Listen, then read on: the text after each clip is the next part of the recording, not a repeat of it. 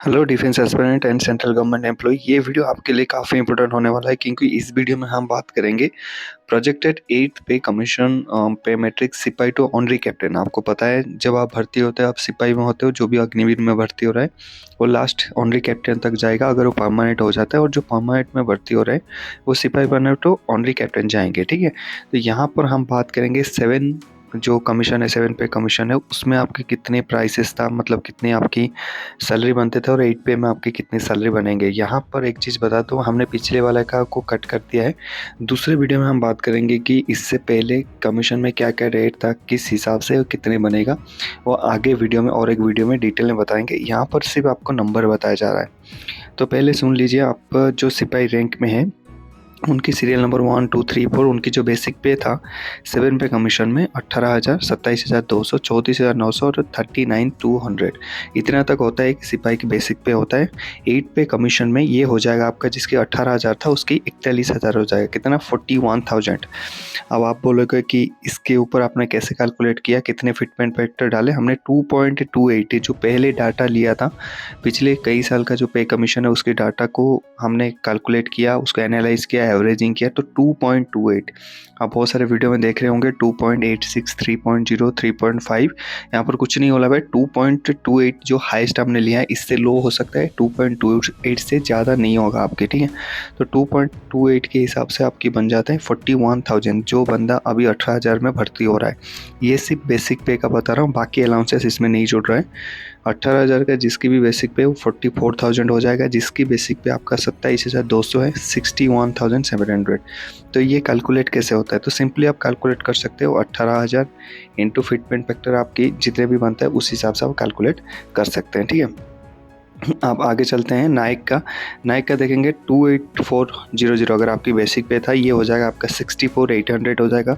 32,900, 32,900 जिसकी था वो 75,000 आपकी बेसिक पे हो जाएगा। जिसकी 37,000 था उसकी 84,400, जिसकी 41,600 था उसकी 94,800 हो जाएगा। ठीक है, यहाँ पर मैं बताना चाहूँगा इसके साथ ये 7 पे कमीशन का हो गया MSP, क्या हाल है, मिलिट्री सर्विस पे, और ये है 8 पे कमीशन की मिलिट्री सर्विस पे।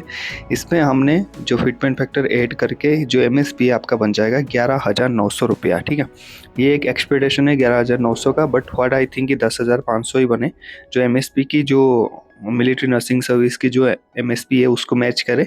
लेकिन 11,900 12,000 के आसपास ये भी लगभग चांसेस है, तो यहाँ पर आप इसको ऐड कर सकते हैं। ठीक है, MSP आपकी ऐड नहीं है।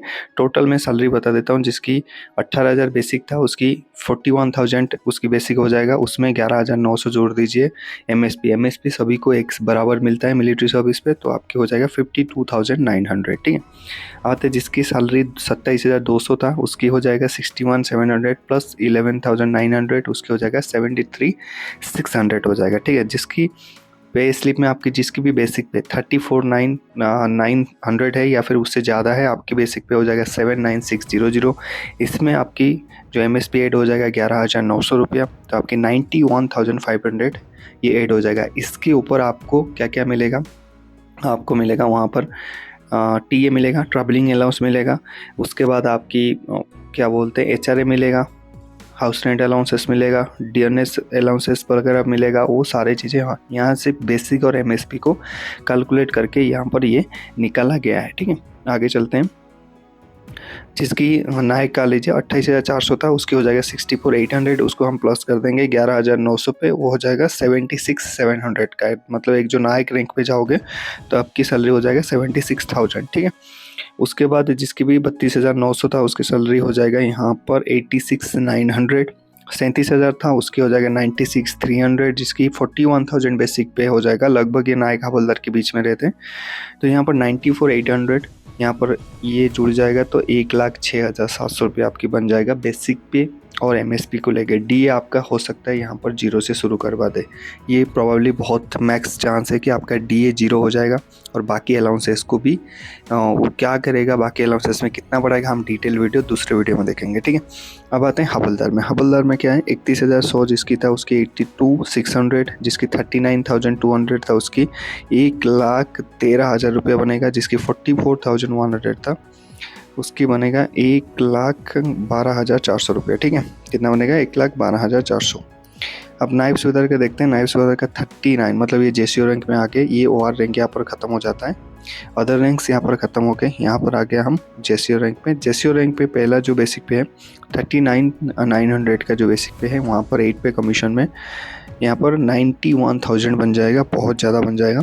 1,29,000 यहाँ पर आपको सैलरी मिलेगा। ऐसे नायब सूबेदार ने 3 स्ट्रक्चर बनाया है, 44,900, 50, 50 जो जिसका बेसिक पे है उस हिसाब से ये कैलकुलेट कर सकता है। मान लीजिए अभी बोलोगे कि ये 50-500 का तो आपने दिया, 51 का तो नहीं दिया आपने, तो 51 का क्या है आप उसमें कैलकुलेट कर सकते हो। अगर 50,500 से ऊपर है तो आपके बेसिक पे 1,15,000 बनेगा, तो उस हिसाब से 1,000-2,000 एक्स्ट्रा मान लो, फिर 11,900 ऐड कर लो, उतने बन जाएगा।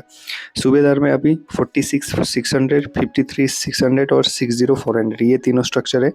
यहाँ पर आपकी बन जाएगा 1,85,000, उसके बाद 1,22,000, उसके बाद 1,37,000, सॉरी 1,08,000 है ये, बाय 80 नहीं है, ठीक है। तो इस हिसाब से फिर 11,900 ऐड कर लो और उस हिसाब से ये आपकी पेमेंट आ गया, ठीक है। अब आते हैं जो बाकी रैंक्स लेके सूबेदार मेजर रैंक्स। आपके बेसिक पे कितना है नीचे कमेंट सेक्शन में बताइए। अगर आप प्रिपरेशन करें डिफेंस के लिए तब भी आप बताइए कमेंट सेक्शन कि हम प्रिपरेशन कर रहे हैं और आपकी एक्सपेक्टेशन कितना है, कितनी सैलरी हो सकता है, क्या ये पॉसिबिलिटी है, इतनी बन जाएगा कि नहीं। सूबेदार मेजर में चौथा 4 स्ट्रक्चर डाला है, 53,600, 59,700, 64,100, 72,100।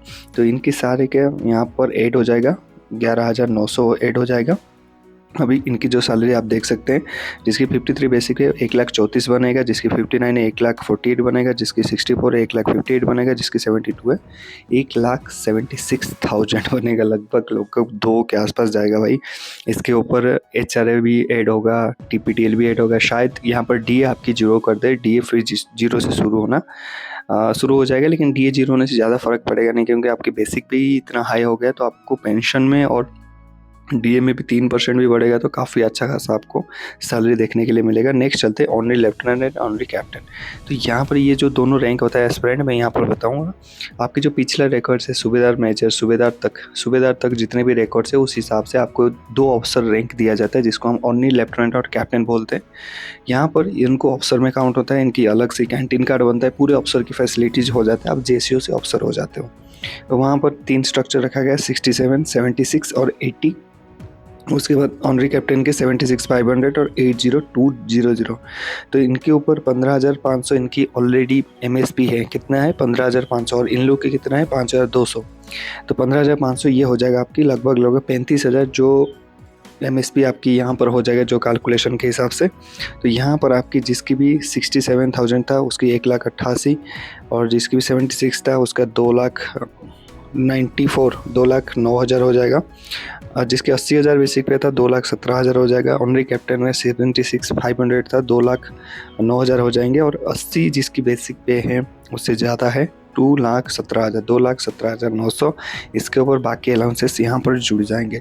तो ये है पॉसिबिलिटी आपकी जो पे मैट्रिक्स का। इसके हिसाब से हमने 2.28 फिटमेंट फैक्टर यहाँ पर रखा है, बट यहाँ पर एक्सपेक्टेशन जो हो रहा है 2.86, 3.0, 3.76 यहाँ पर नहीं होने वाला। 2.28 है जो हमारा हायर एक्सपेक्टेशन है। ये है 1.60 से 2.28। तो हमने 2.28 को लेके कैलकुलेशन किया है। प्रॉबेबली 2 के ऊपर ही रहेगा, 2 के नीचे नहीं आएगा, क्योंकि 7 पे कमीशन में 2.57। आप बहुत सारे लोग बोलेंगे कि ये पॉसिबिलिटी नहीं, इतनी सैलरी थोड़ी बन जाएगा। मैं आपको बताना चाहूँगा, आप अभी की मत सोचिए, 2026 की मत सोचिए, आप 10 साल आगे की सोचिए। 2036 में 2026 में जब इतने रेट हाइक हो रहा है तो 2036 में सोचिए कितनी प्राइस आपकी हाइक हो जाएगा।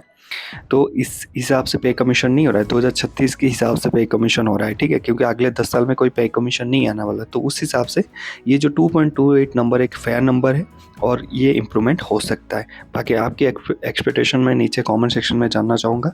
मिलते हैं नेक्स्ट टॉपिक में। जय हिंद, हैप्पी यूनिफॉर्म।